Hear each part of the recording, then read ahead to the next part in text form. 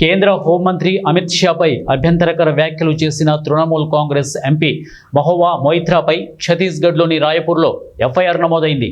స్థానికుడు ఒకరు చేసిన ఫిర్యాదుపై మణా పోలీస్ స్టేషన్లో ఎఫ్ఐఆర్ నమోదైనట్టు పోలీసులు తెలిపారు.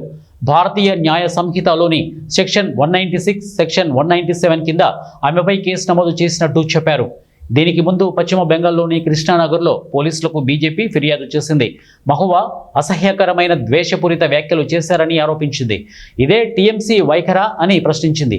అయితే మహువా వ్యాఖ్యలపై టీఎంసీ అధికారికంగా స్పందించలేదు.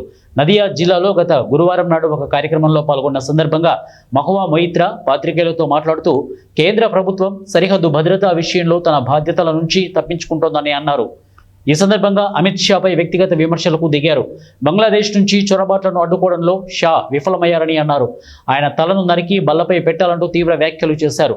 మన సరిహద్దులను కాపాడటానికి ఎవరూ లేకపోతే వేరే దేశం నుంచి ప్రతిరోజు ప్రజలు ప్రవేశిస్తుంటే చొరబాటుదారులు మన తల్లులు సోదరీమణులపై కన్నేయడంతో పాటు మన భూములను లాక్కుంటున్నారని మన దేశ పౌరులు ఫిర్యాదు చేస్తుంటే మొదట మీరు అమిత్ షా తల నరికి బల్లపై పెట్టాలి అని వ్యాఖ్యానించారు.